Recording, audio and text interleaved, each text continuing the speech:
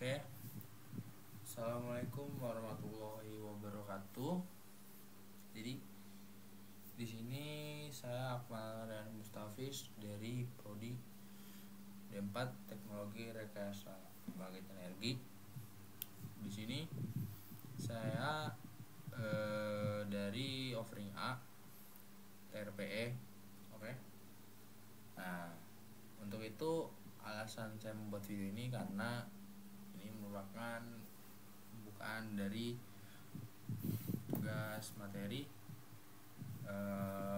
probabilitas dan statistik. Jadi nanti bakal ada video yang bakal bisa kalian simak. Oke teman-teman, sebelum itu saya minta tolong untuk disimak video dengan baik-baik, bisa di komen, bisa di like atau di share juga ya. Oke, sebelumnya terima kasih karena sudah berkenan. Oke, wassalamualaikum warahmatullahi wabarakatuh.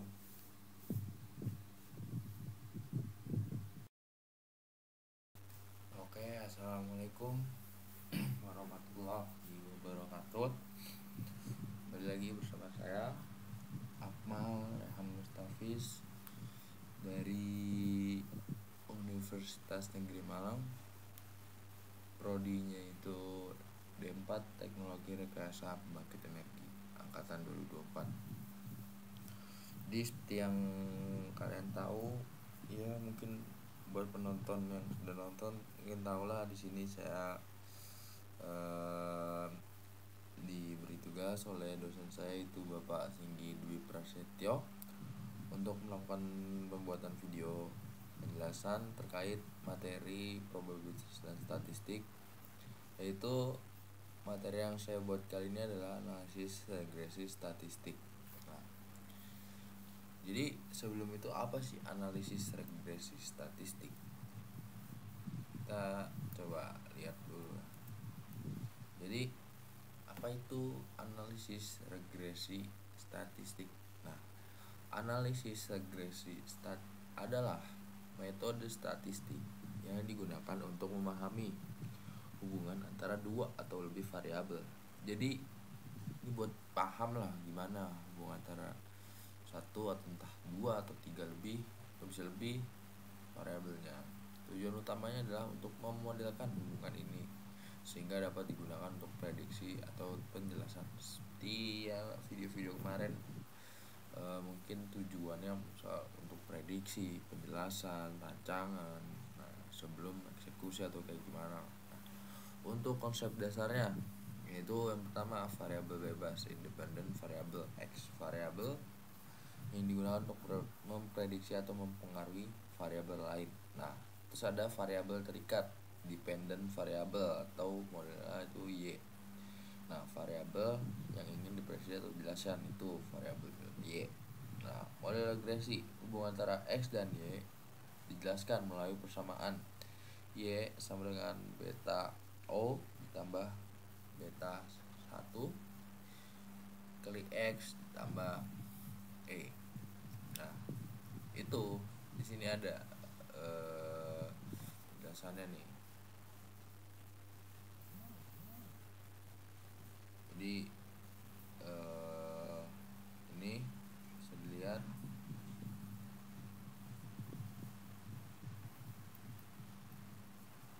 Oke. Nah, terus ada beta 1 juga. Nah, itu beta 1 itu kayak koefisien regresi menunjukkan perubahan Y untuk satu unit perubahan pada X. Oke. Nah, untuk E itu error atau residu, yaitu perbedaan antara nilai dan prediksi sebenarnya. Tuh. Oke. Nah, lanjut. Nah,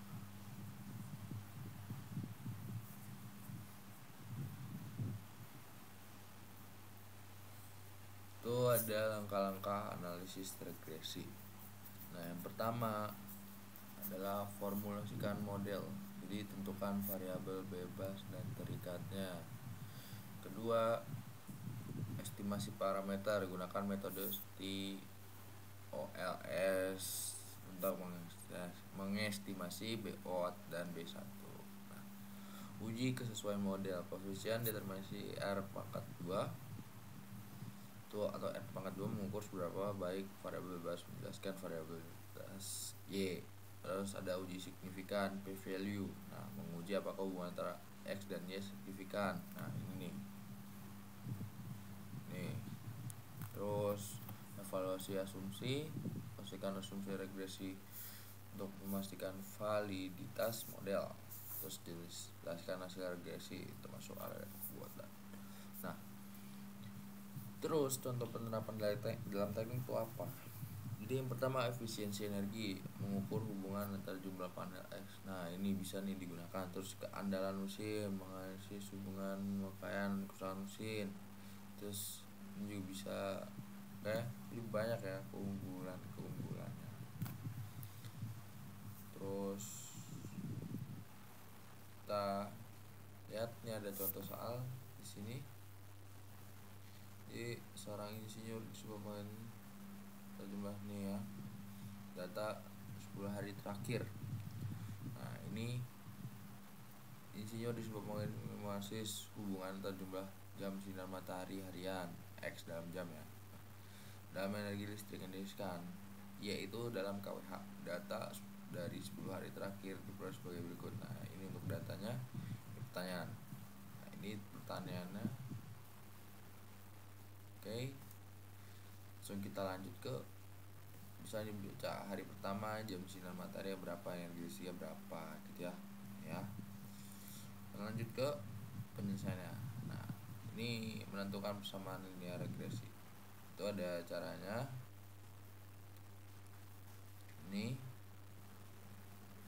terus persamaan regresi ini rumusnya, terus rumus intercept. Yang pertama kita hitung rata-rata dan komponen. Dimana misal begini, 3 XI tambah 5 tambah 6 tambah 7 gitu. Terus yang Y nya itu ada 15 tambah 22. Nah, ini dari mana? Ini dari hasil yang ini tadi ya teman-teman. Terus 15 juga yang mana? 15 dari sini. Ini XI, ini YI gitu ya.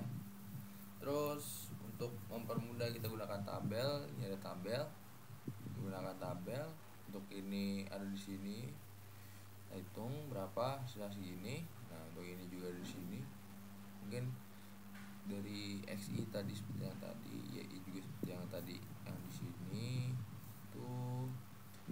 Terus XI min X 6 kurung pangkat 2 itu ada 32,1. Nah, dari situ kita hitunglah koefisien regresinya berapa, beta 1 dan 8,1 dibagi 32,1. Nah, ini dari mana? Dari sini tadi ini ya teman-teman. Ini beta 1 ini 8,1 per 32,1 sama dengan 3,06. Bisa dilihat di kalkulator masing-masing. Nah, beta 0 sama dengan Y min B1 kali X. Jadi sama dengan substitusiin jadi 21 dikurang 3,0. Ini kan 3,0. X nya itu 6,7. Jadi sama dengan 21 min 20,5. Berapa hasilnya? Hasilnya itu 0,5. Baru kita bisa masukkan ke persamaan regresinya. Jadi sama dengan Y sama dengan 0,5 ditambah 3,06 X. Nah, X itu berapa? X itu tadi buat yang jamnya itu.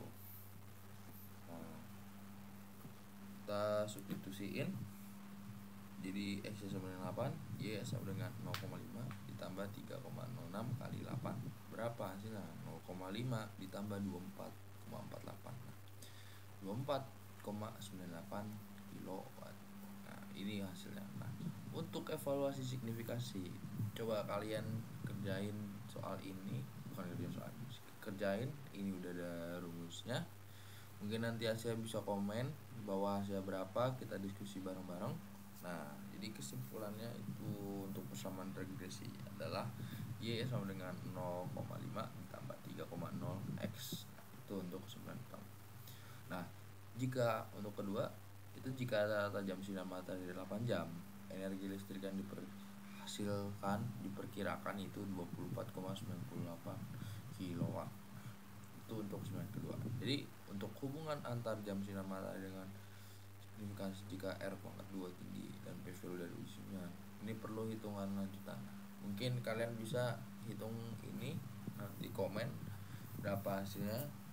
Untuk orang pertama bakal dapat hadiah spesial dari aku. Oke.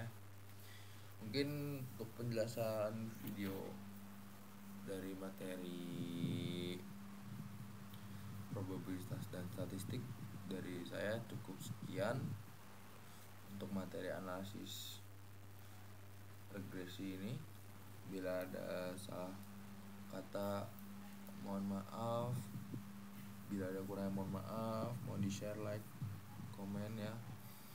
Dari Taufik Walhidayah, wassalamualaikum warahmatullahi wabarakatuh.